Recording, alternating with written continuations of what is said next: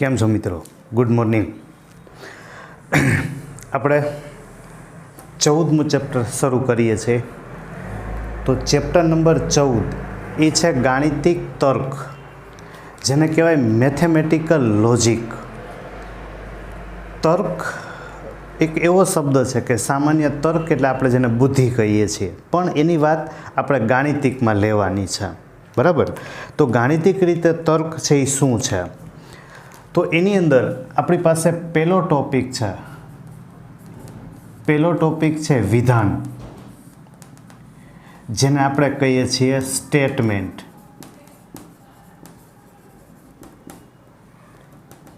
તો વિધાન એટલે શું?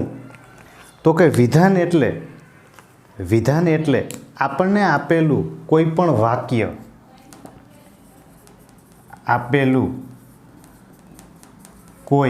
વાક્ય સાચું છે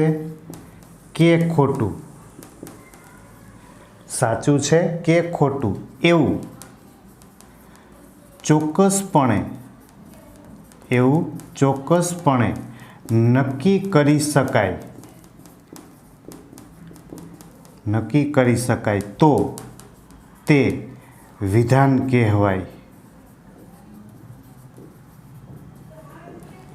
બરાબર? આપણને કોઈક વાક્ય આપેલું છે, એ આપેલું વાક્ય સાચું છે કે ખોટું એવું આપણે ચોક્કસપણે નક્કી કરી શકીએ.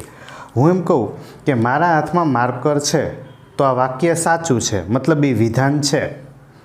હવે હું એમ બોલું કે મારા હાથમાં અત્યારે રેડ માર્કર છે તો તમે કહો કે એ વાક્ય ખોટું છે. વાક્ય ખોટું છે એવું નક્કી થઈ ગયું, તો એવું નક્કી થઈ ગયું માટે એ વિધાન છે. સાચું કે ખોટું એવું નક્કી થઈ જવું જોઈએ, બરાબર? તો એને વિધાન કહેવાય, બાકી કહેવાય નહીં, બરાબર? તો પહેલી આપણે વિધાનની વ્યાખ્યા શીખ્યા. હવે એમાં અમુક એવા છે શબ્દો, એવા પ્રકારના વાક્યો કે જે વિધાન ક્યારેય ન બનાવે,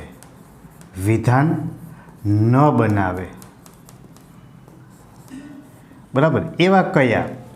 તો કે એની અંદર વિધાન ન બનાવે એની અંદર વાત કરીએ તો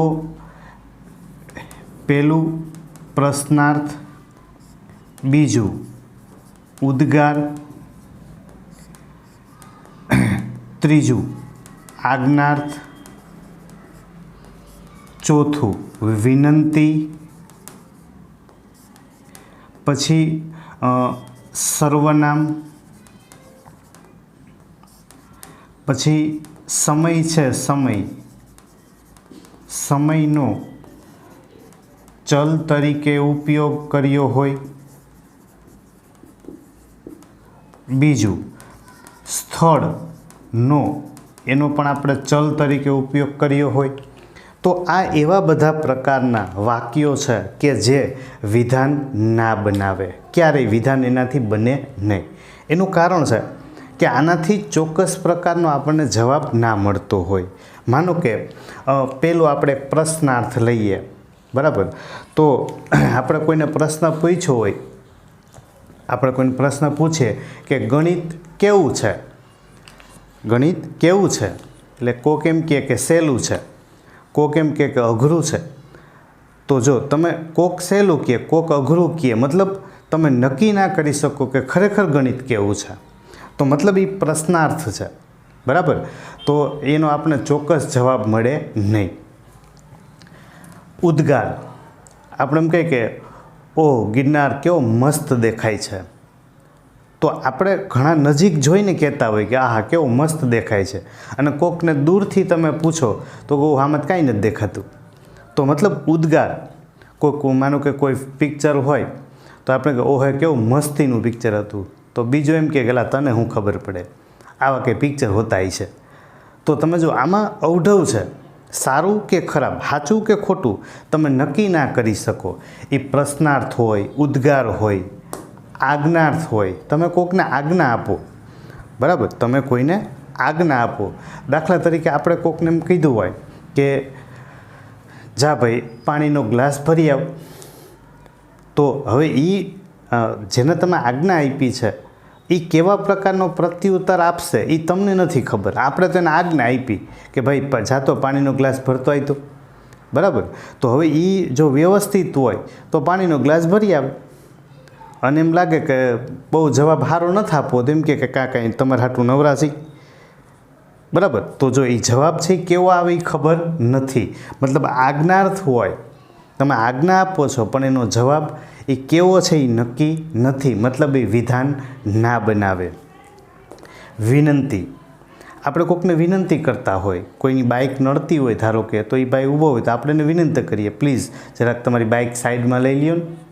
તો એ વ્યવસ્થિત હોય તો લઈ લઈએ, અને વ્યવસ્થિત ન જવાબ દેવો તો એમ કે ભાઈ તારી ગાડી લેવી તો લઈ લે, આમ નામ રહે. તો જો આને તમે કેમ સમજાવો? તો મતલબ અહીંયા અવઢવ છે. જો સાચું ખોટું કયો જવાબ એ નક્કી નથી. નક્કી નથી મતલબ વિનંતી છે છતાંય એ વિધાન નથી. સર્વનામ, નામની બદલે આપણે શબ્દ વાપરીએ. આપણે એમ કહીએ કે તે હોશિયાર છે, પણ તે એટલે કોણ? આપણે એમ કહીએ કે તે ગણિતશાસ્ત્રી છે, પણ તે એટલે કોણ? હું, તમે, કોણ? તો એ ખબર નથી. તો તે, તમે, તેઓ, ટૂંકમાં નામની બદલે કોઈ પણ શબ્દ વપરાતો હોય તો સર્વનામ હોય એ પણ ક્યારેય વિધાન બનાવશે નહીં. સમયનો ચલ તરીકે ઉપયોગ થયો હોય. હું એમ બોલું કે અત્યારે 12:30 વાગ્યા છે. હું વાક્ય બોલું અત્યારે 12:30 વાગ્યા છે. હવે હું આમ મેં લખ્યું કે અત્યારે 12:30 વાગ્યા છે, મેં આમ લખ્યું છે બરાબર. હવે હું આ વાક્ય રાખીને હવે હું જાઉં છું બરાબર. હું પાછો અડધી કલાક પછી આવીને વાક્ય વાંચું અત્યારે 12:30 વાગ્યા છે, તો એ વિધાન તરત ખોટું થઈ ગયું. તમે જ્યારે 12:30 લખ્યું હતું તો એ વાક્ય સાચું હતું, પણ તમે 12:05 વાંચો તો એ વાક્ય ખોટું છે. મતલબ આપણે સમયને ચલ તરીકે, ચલ એટલે બદલાવું, બદલાવા તરીકે ઉપયોગ કર્યો છે, ત્યારે એ વિધાન ક્યારેય બનશે નહીં. રાઈટ. એવી જ રીતે સ્થળનો ચલ તરીકે ઉપયોગ કર્યો હોય. હું એમ કહું કે આપણે એમ કીધું હોય કે જુનાગઢ કેટલું દૂર છે,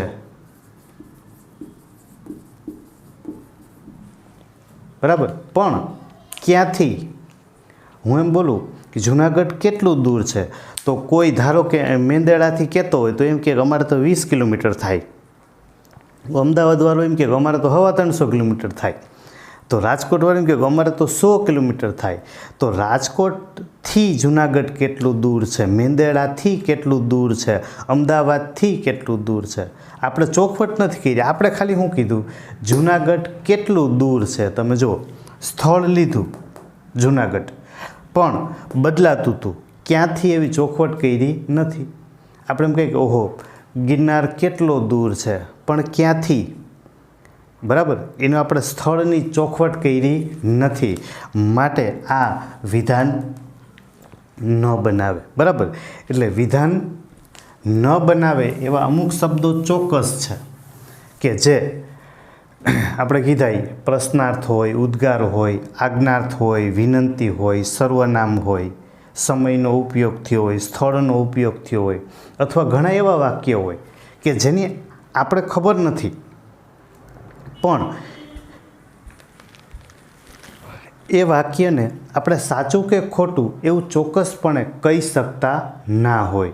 બરાબર, માનો કે હું એમ કહું કોઈ પ્લેયર હોય, બરાબર, અથવા ફિલ્મ ઇન્ડસ્ટ્રીઝનો કોઈ હીરો હોય, અથવા તો કોઈ ટીવી સિરિયલનો કોઈ હીરો હોય, આ તે કોઈ પણ વ્યક્તિ હોય, એનું નામ આપણને ખબર નથી.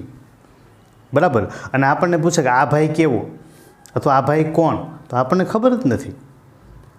સમજી ગયા? એટલે જેને આપણે જાણતા નથી, ધારો કે આપણે ક્રિકેટના પ્લેયરની વધીને ખબર હોય, બરાબર, હવે ફૂટબોલનું હોય કે બાસ્કેટબોલ હોય કે અધર ગેમના કોઈ ખેલાડીનું નામ આપે તો આપણને ખબર નથી. આપણે એમ કહીએ કે ભાઈ આર્યભટ્ટ ગણિતશાસ્ત્રી હતા, આવું આપણે વાક્ય બોલ્યા, આર્યભટ્ટ ગણિતશાસ્ત્રી હતા. હવે માની લ્યો કે આપણે જો ખબર હોય તો આપણે હા પાડીએ, ન ખબર હોય તો ના પાડીએ. પણ એક વસ્તુ તો નક્કી છે, જો આર્યભટ્ટ ગણિતશાસ્ત્રી હશે તો વિધાન સાચું, જો આર્યભટ્ટ ગણિતશાસ્ત્રી નહીં હોય તો વિધાન ખોટું. પણ જો નક્કી થઈ ગયું કાં સાચું કાં ખોટું, મતલબ શું છે તો કે વિધાન છે. માનો કે આપણે એમ કહીએ કે સચિન ક્રિકેટર છે, તો હું એમ કહું કે વિધાન સાચું, વિધાન સાચું. ધારો કે બીજા કોઈ સ્ટેટવાળા હોય, હવે એને માની લો કે કોઈ એવો માણસ છે કે એ સચિનને ઓળખતો જ નથી, તો આપણે એમ કહીએ કે સચિન ક્રિકેટર છે, એટલે કાંઈ હા પાડશે ને કાં ના પાડશે. એમ કહેશે કે હા સચિન ક્રિકેટર છે, તો નક્કી થઈ ગયું સાચું. એ પાડશે ના, તો એને ના તો પાડી, મતલબ એને પોતે ના પાડી, પણ સચિન ખરેખર ક્રિકેટર છે માટે એને આપેલો જવાબ ખોટો છે. પણ તમે જો સાચું કે ખોટું એ નક્કી તો થઈ ગયું કે નહીં, તો નક્કી થઈ જાય માટે એ વિધાન કહેવાય, બરાબર, બાકી વિધાન કહેવાય નહીં. એટલે આપણે ખાલી એટલું ધ્યાન રાખવાનું કે સાચું કે ખોટું એવો જવાબ ફિક્સ થઈ જાવો, નક્કી થઈ જાવો જોઈએ, બરાબર. હવે એના પછી બીજો ટોપિક વાત કરીએ. બીજો ટોપિક છે નિષેધ, જેને કહેવાય નિગેશન. નિગેશન એટલે કે એનું ટૂંકમાં એટલું જ કે સત્યાર થતાનો ઇનકાર કરવો. સત્યાર થતાનો ઇનકાર કરવો મતલબ કે તમને જે વાક્ય આપે છે એ સત્ય છે એવું આપણે સ્વીકારી લેવાનું, એનો આપણે ઇનકાર કરવો એટલે કે આપણે એની ના પાડવી. હું એમ કહું કે આ પંખો છે, એ મેં સ્વીકારી લીધું આ પંખો છે. નિગેશન બનાવવું મતલબ નિષેધ બનાવવું એટલે એનો સત્યાર થતાનો ઇનકાર કરવો, એટલે આપણે એમ જવાબ આપવાનો કે આ પંખો નથી, એનું નિષેધ થઈ ગયું. સાદી ભાષામાં કહીએ તો આપણે કોઈક જે જવાબ આપે એની આડોળાઈ કરવી, આ હાવ કાઠિયાવાડી ભાષામાં એની આડોળાઈ કરવી, બરાબર. તમને એમ કે સવારે વહેલું ઉઠીને વચાય, તો નિષેધ હું સવારે વહેલું ઉઠીને ન વચાય, બરાબર. ઘરેથી એમ કે બેટા ખુરશીમાં બેઠા બેઠા વચાય, તો નિષેધ હું તો કે ખુરશીમાં બેઠા બેઠા ન વચાય. એમ કે લખી લખીને તૈયાર કરાય, નિષેધ તો કે લખી લખીને તૈયાર ના કરાય. જે વાત બોલે એની આડોળાય. એમ કે ગણિત ગણાય, તો કે ગણિત ન ગણાય, એનું નિષેધ, બરાબર. આપણે એમ કે આ માર્કર છે, તો નિષેધ આ માર્કર નથી. તો નિષેધ મતલબ તમને જે આપે એનું નકારાત્મક બનાવવું, બરાબર. માનો કે કોઈ વિધાન હોય, માનો કે વિધાન પી છે, હું એમ લખું આ પંખો છે, એનું નિષેધ લખવું હોય ને તો આ એનો સંકેત નિષેધ પી, બરાબર. જેમ આપણે ગણિતમાં સમરૂપની નિશાની કરી એવી આડો એસ પડ્યો એમ આ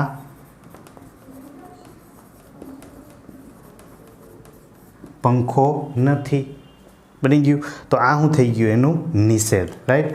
તો આપણી પાસે પહેલાં બે ટોપિક, પહેલું વિધાન કોને કહેવાય, કેવા પ્રકારના શબ્દો વિધાન ન બનાવે, બીજું નિષેધ, આ એનો સંકેત, બરાબર. હવે આપણે એનું સ્વાધ્યાયમાં સોલ્વ કરીએ. તો પહેલું છે સ્વાધ્યાય 14.1, બરાબર. સ્વાધ્યાય 14.1 એમાં પહેલા દાખલામાં એમ કીધું છે કે નીચેનામાંથી કયા વાક્યો વિધાન છે કે નહીં, તમારા જવાબ માટેના કારણ આપો, બરાબર. એમાં પહેલું, હવે તમારી પાસે ટેક્સ્ટ બુક બધા પાસે છે જ, એટલે આપણે વિધાન હું નહીં લખું, માત્ર આપણે એના જવાબ ઉપર વાત કરશું. તો પહેલું વિધાન છે 1 મહિનામાં 35 દિવસો હોય છે. 1 મહિનામાં 35 દિવસો હોય છે. તો આપણને ખબર છે કે આ વાક્ય છે એ ખોટું છે. જો વાક્ય ખોટું છે, કાં તો કે 35 દિવસો તો હોય નહીં. પણ જો નક્કી થઈ ગયું વાક્ય ખોટું છે માટે તો કે વિધાન છે, બરાબર. વાક્ય જોવાનું, સાચું કે ખોટું. પછી બીજું વિધાન એવું છે કે ગણિત અઘરું છે. ગણિત અઘરું છે. હવે અહીંયા હાંધા ચાલુ થાય. કોઈ એમ કે સહેલું છે, કોઈ એમ કે અઘરું છે. તો તમે નક્કી કેમ કરો અઘરું કે સહેલું? એટલે આ વાક્ય છે, આ વાક્ય એ નક્કી થઈ શકતું નથી. બરાબર? વાક્ય સાચું કે ખોટું એવું તમે નક્કી કરી શકો નહીં. માટે તો કે વિધાન નથી. પછી ત્રીજું 5 અને 7નો સરવાળો 10 કરતાં વધુ છે. તો તમે 5 અને 7નો સરવાળો કરો તો 5 અને 7નો સરવાળો 12 થાય અને એ 10 કરતાં વધુ છે જ. માટે વાક્ય સાચું છે. બરાબર? તો નક્કી થઈ ગયું. જો વાક્ય સાચું છે માટે આપણે કહી શકીએ કે વિધાન છે. બરાબર? વાક્ય સાચું છે એવું નક્કી થઈ જવું જોઈએ, કાં સાચું અથવા ખોટું. પછી ચોથું, કોઈપણ સંખ્યાનો વર્ગ એ યુગ્મ સંખ્યા હોય છે. કોઈપણ સંખ્યાનો વર્ગ એ યુગ્મ સંખ્યા હોય. હવે દાખલા તરીકે તમે 1નો વર્ગ કરો તો 1 જ થાય. તો આ તો અયુગ્મ છે. જો જે અયુગ્મ છે માટે વાક્ય ખોટું છે. વાક્ય ખોટું છે નક્કી થઈ ગયું માટે વિધાન છે. બરાબર? વિધાન થવા માટે વાક્ય સાચું કે ખોટું એવું સ્પષ્ટપણે નક્કી થઈ જવું જોઈએ. તમે ગમે એ સંખ્યાનો વર્ગ કરો તો 1નો વર્ગ 1, 2નો વર્ગ 4, 3નો વર્ગ 9 તો એ અયુગ્મ જ થાય. એમ કે કોઈ પણ સંખ્યાનો વર્ગ યુગ્મ છે તો કે ના, વાક્ય ખોટું છે માટે વિધાન છે. રાઈટ? એના પછી 5મું, તો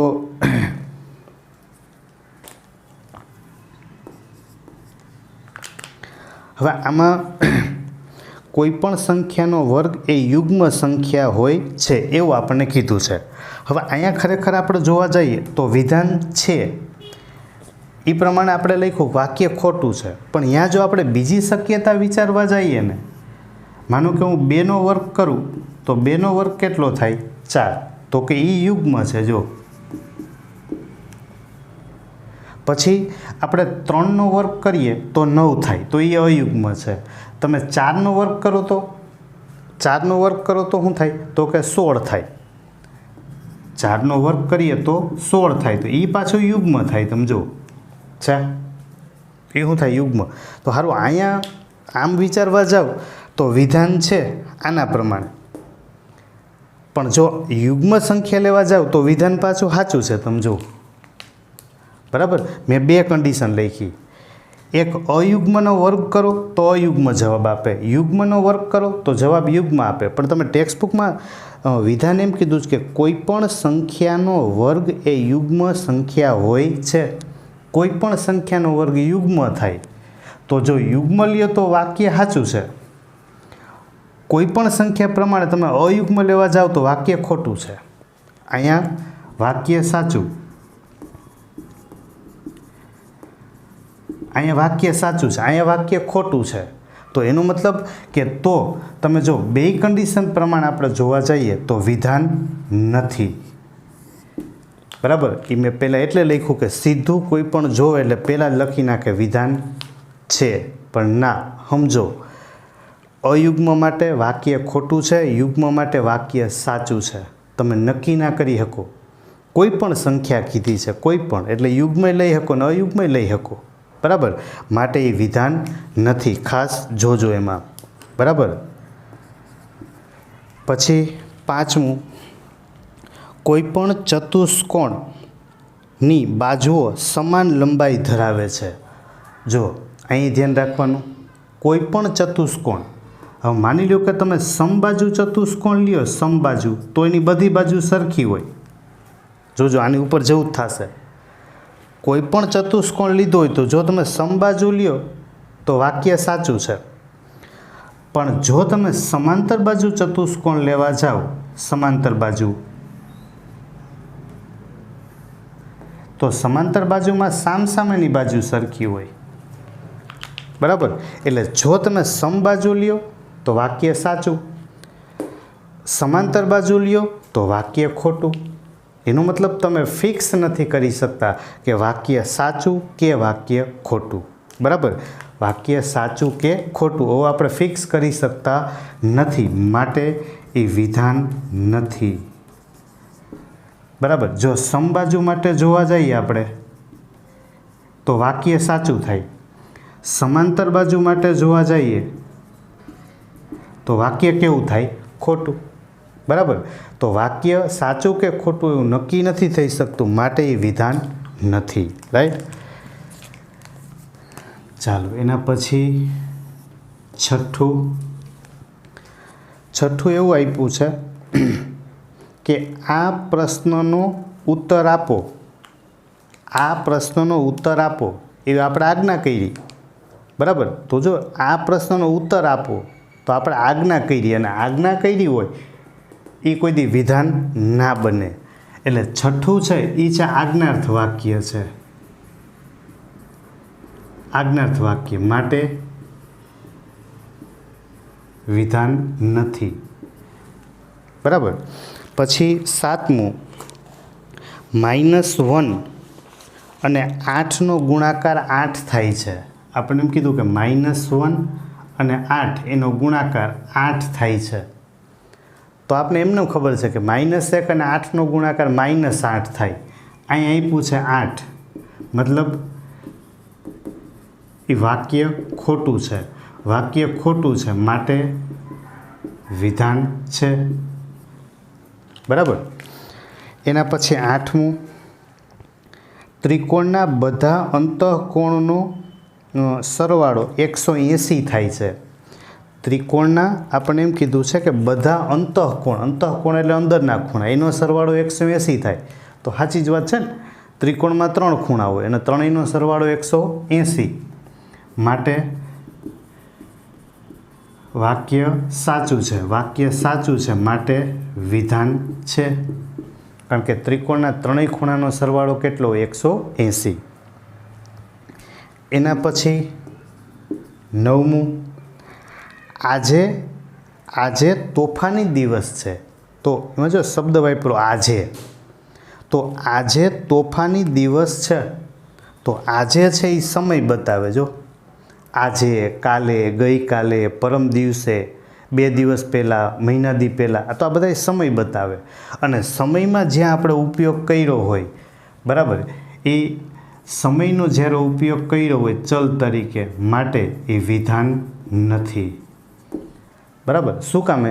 તો કે હું એમ બોલું આજે તોફાની દિવસ છે, તો આજે એ વાક્ય સાચું છે, પણ આવતીકાલે તમે એ જ વાક્ય વાંચો, આજે તોફાની દિવસ છે, તો કાલ નહીં હોય, બરાબર. હું એમ કહું કે ગઈકાલે વાવાઝોડું આવ્યું હતું, તો ગઈકાલ માટે એ વાક્ય સાચું હતું, પણ હું એમ બોલું તો આજે એ વાક્ય છે એ સાચું લાગે ગઈકાલ માટે, બરાબર. પણ હું ગઈકાલે એ વાક્ય બોલ્યો હોય તો એ ખોટું પડે, બરાબર. એટલે જે દિવસ માટે બોલો છો ત્યાં જ સાચું પડે છે, બાકી વાક્ય ખોટું હોય. પછી છે 10મું, બધી વાસ્તવિક સંખ્યાઓ સંકર સંખ્યાઓ છે, બધી વાસ્તવિક સંખ્યાઓ. હવે દાખલા તરીકે આપણે લખ્યા હોય 2, તો આપણે એમ થાય કે આ તો વાસ્તવિક સંખ્યા છે, આ ક્યાં સંકર સંખ્યા છે. પણ તમે કોઈ પણ સંકર સંખ્યા લખવી તો બાજુમાં કાંઈ ન હોય તો 0i તો લખી શકો ને, 2 + 0i, તો એ સંકર સંખ્યા છે. ભલે ને એનો કાલ્પનિક ભાગ 0 હોય તો સંકર સંખ્યા તો છે જ, માટે એ વાક્ય સાચું છે, વાક્ય સાચું છે, માટે એ વિધાન છે, બરાબર. પછી દાખલા નંબર 2 છે. દાખલા નંબર 2 એમાં એમ કીધું છે કે વિધાન ન હોય તેવા 3 વાક્યના ઉદાહરણ આપો અને તમારા જવાબના કારણ આપો। હવે એમાં એવું કીધું છે કે વિધાન ન હોય, બરાબર। હવે એ આપણે કાંઈ નવું ક્યાં ગોતવા જાય, આમાંથી ઉપાડ લેવાય ને સીધું, વિધાન ના હોય, બરાબર। તો જો આ બીજું જ હતું, બરાબર। બીજું વાક્ય છે કે ગણિત અઘરું છે,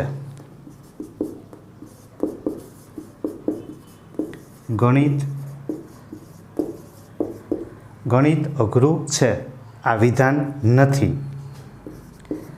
બીજું, ચોથું, કોઈ પણ સંખ્યાનો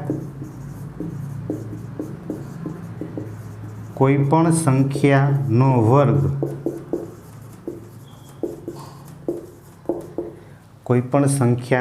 અયુગ્મ છે, બરાબર।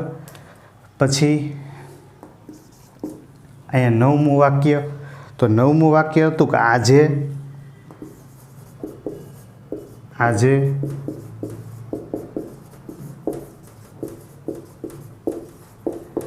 આજે તોફાની દિવસ છે, બરાબર। તો આ 3 વાક્ય એવા કે જેમાં આપણે લખ્યું હોય કે વિધાન ના હોય। ઓકે, તો આ સ્વાધ્યાય 14.1માં આપણને એટલું આપ્યું છે કે વિધાન છે કે નહીં એવું નક્કી કરો। ચાલો એની આગળ સ્વાધ્યાય 14.2, એમાં આપણને એવું કીધું છે કે નીચેના વિધાનોના નિષેધ લખો। નિષેધ મતલબ નકારાત્મક બનાવવું, મતલબ આપેલું છે એનો ઇનકાર કરવો, બરાબર। તો એમાં પહેલું વાક્ય છે કે ચેન્નાઈ તમિલનાડુનું પાટનગર છે, બરાબર। પહેલું એમ કીધું છે, બરાબર। તો આપણે એમ કહે છે કે ચેન્નાઈ તમિલનાડુનું પાટનગર છે, તો આપણે એનું નકારાત્મક બનાવવાનું, ચેન્નાઈ તમિલનાડુનું પાટનગર નથી। આનો આપણે નિષેધ પી લખીએ તો ચેન્નાઈ છે એ તમિલનાડુનું પાટનગર નથી, એ કે પાટનગર છે, નકારાત્મક નથી। બીજું, વર્ગમૂળ 2 સંકર સંખ્યા નથી, એવું કહે છે, તો આપણે શું લખાય, વર્ગમૂળ 2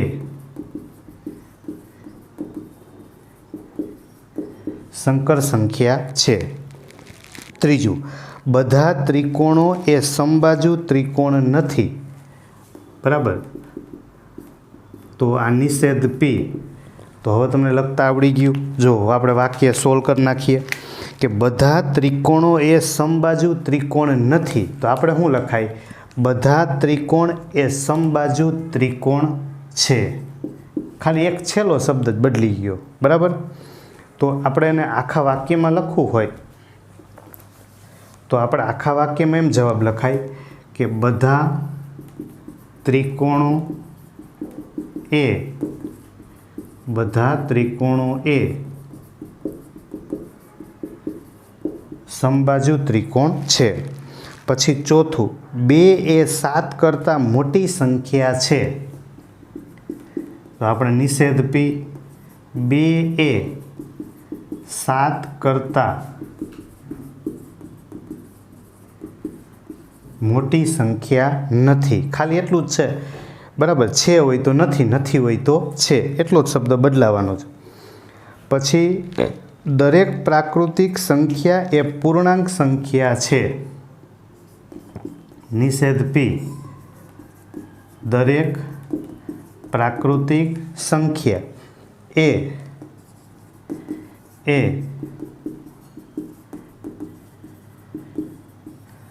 પૂર્ણાંક સંખ્યા નથી, બરાબર। તો દાખલા નંબર 1માં આપણને આ 5 વાક્ય આપ્યા હતા, ખાલી આપણે છેલ્લો શબ્દ જ બદલાવ્યો છે, બીજું કાંઈ બદલાવાનું નથી, માત્ર નકારાત્મક, રાઈટ।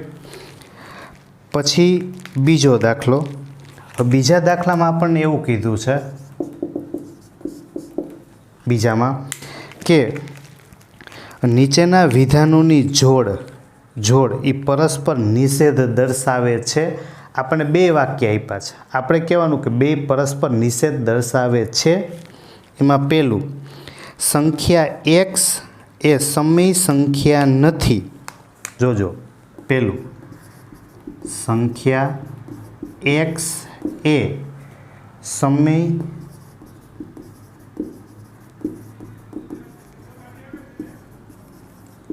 સંખ્યા x એ સમય સંખ્યા નથી.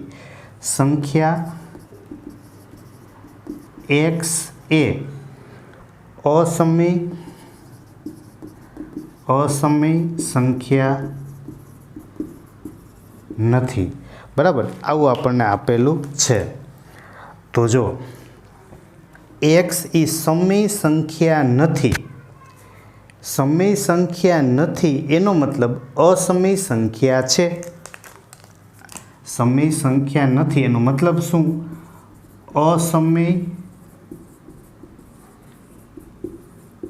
અસમય સંખ્યા છે. રાઈટ, એનું નિષેધ બનાવવાનું છે. તો અસમય સંખ્યા છે એનું નિષેધ બોલીએ તો અસમય સંખ્યા નથી વાળ્યું છે. અસમય સંખ્યા નથી એનો મતલબ કે આપેલા બે વિધાનો છે એ પરસ્પર નિષેધ છે. રાઈટ, પછી બીજું વાક્ય એવું આપ્યું છે, જોજો કે સંખ્યા x એ સમય સંખ્યા છે. સંખ્યા x એ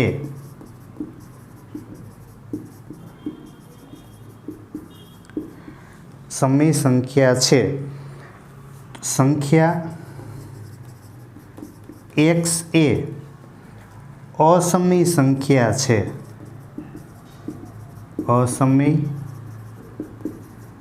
અસમય સંખ્યા છે. બરાબર, તો જો હવે આના ઉપર આપણે વિચાર કરીએ તો અહીંયા એમ કીધું છે પહેલાં વહેલા આપણને કે સંખ્યા x એ સમય સંખ્યા છે. સમય સંખ્યા છે. બરાબર, તો હવે સમય સંખ્યા છે એનો મતલબ એવો થયો કે અસમય સંખ્યા નથી. અર્થ આવો થયો, સમય છે મતલબ અસમય નથી. હવે એનું તમે નિષેધ બનાવો.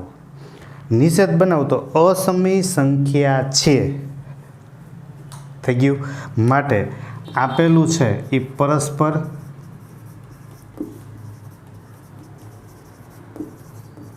પરસ્પર નિષેધ છે. રાઈટ, પછી દાખલા નંબર 3. હવે એમાં આપણને એવું કીધું છે કે નીચેના સંયુક્ત વિધાનોના ઘટક વિધાનો શોધો અને એ સત્ય છે કે અસત્ય એવું આપણને જણાવો. પણ એમાં આપણને ઘટક વિધાનોની વાત આપી છે. એટલે આપણે પહેલું 14.1 એમાં વિધાન છે કે નહીં, 14.2 પહેલો અને બીજો એમાં આપણે શીખા નિષેધ કોને કહેવાય અને પરસ્પર નિષેધ છે કે નહીં. ઓકે.